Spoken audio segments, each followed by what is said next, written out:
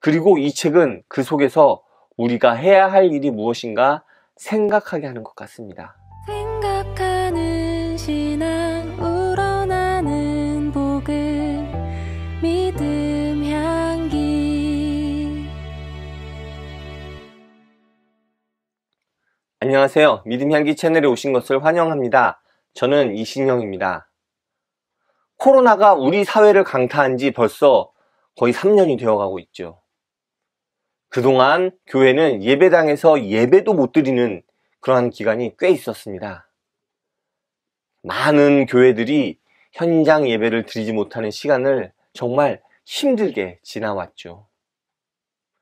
그 중에 일부 교회는 목사님들이 서신을 통해서 교인들에게 메시지를 전하기로 했습니다.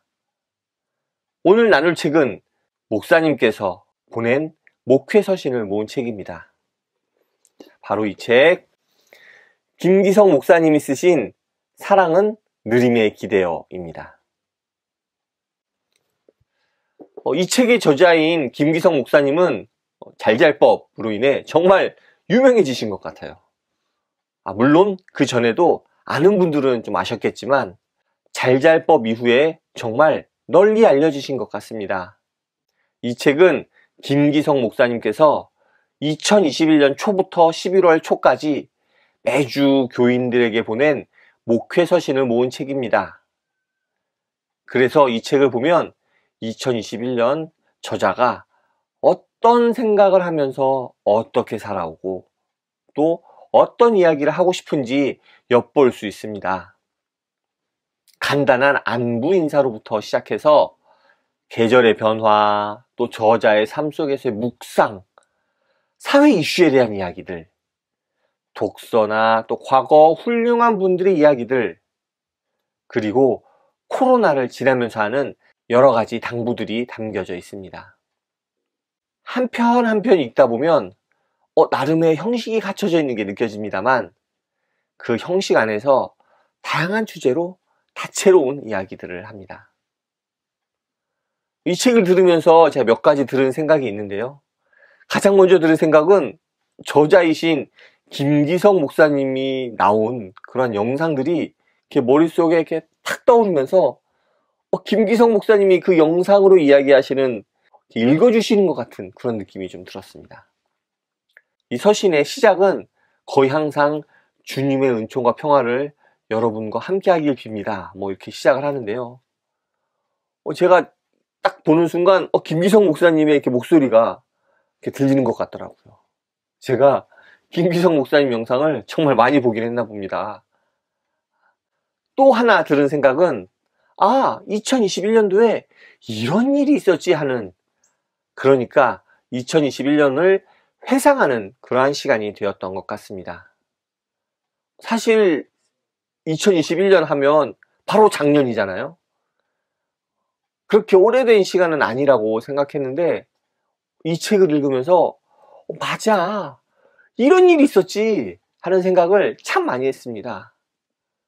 그만큼 나도 모르게 2021년을 잊고 있었더라고요.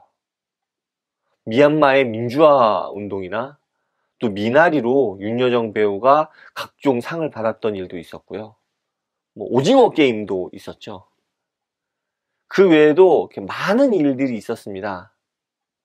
저자는 그런 사회적 이슈에 대해 무시하지 않고 그 시기에 맞는 필요한 메시지를 전합니다.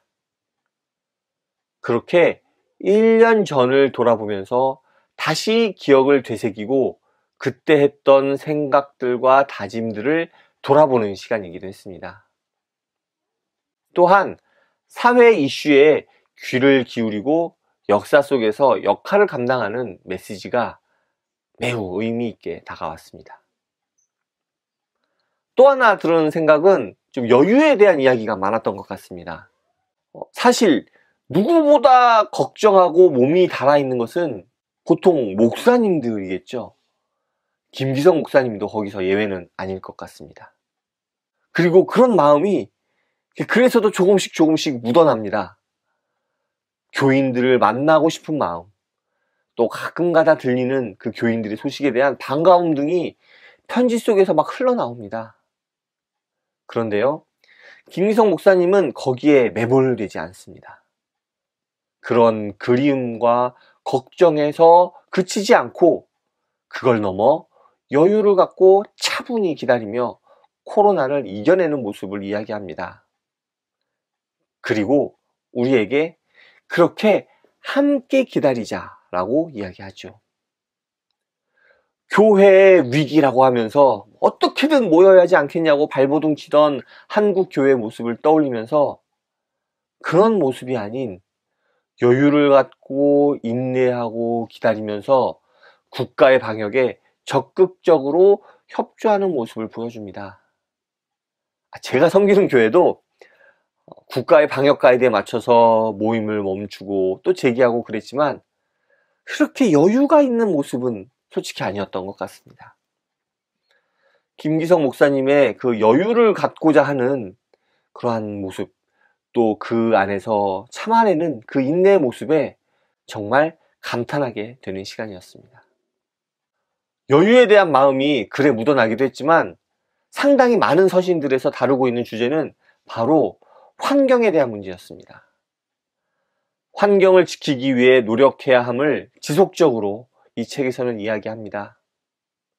전 지구적으로 나타나는 이상기후와 지구온난화, 또 쓰레기 문제, 이런 것들을 이야기하면서 우리 기독교인들에게 하나님이 우리에게 허락하신 이 자연의 회복을 위해 노력해야 한다는 이야기를 많이 합니다.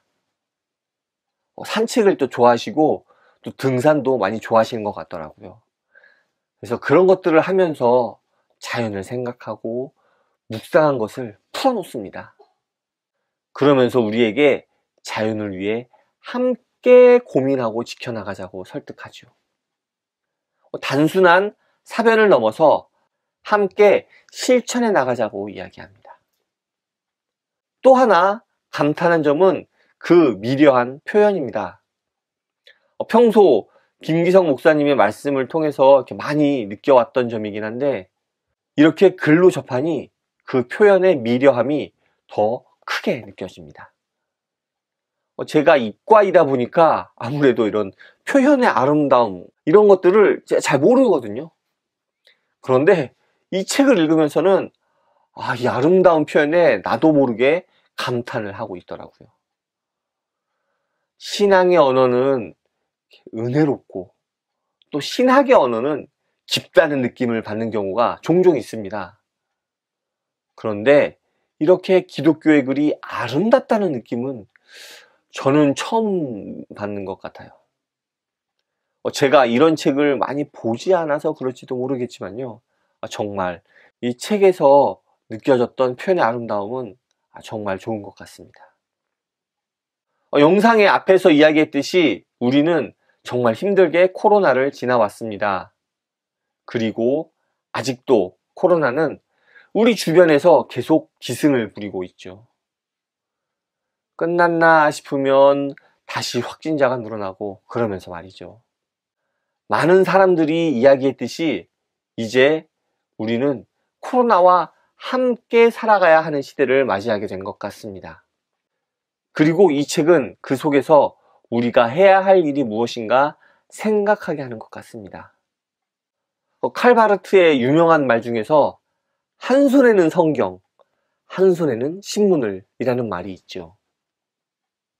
교회는 세상과 구별되기도 하지만 또 세상 속에서 함께 하기도 합니다.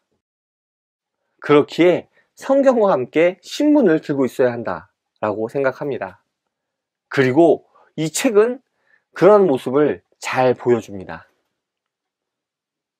한국의 기독교에 대해 이야기하면서 기독교에서 회심과 구원에 대한 이야기가 너무 약해진 거 아닌가 하는 그러한 지적이 참 많습니다. 그런데요, 저는 오히려 반대로 생각합니다.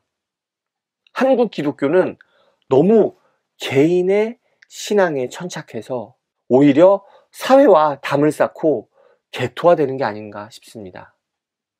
개인의 신앙과 사회에 대한 관심이 함께 할 때 건강한 교회 모습을 이루어 나갈 수 있지 않을까 생각합니다. 오늘 준비한 내용은 여기까지입니다. 코로나19를 지내오면서 정말 수고 많이 하셨습니다. 우리 모두 정말 잘 버텼습니다. 버텨주셔서 정말로 감사합니다. 앞으로도 함께 계속해 주시면 좋겠습니다. 정말로 감사합니다. 다음에 또 오세요.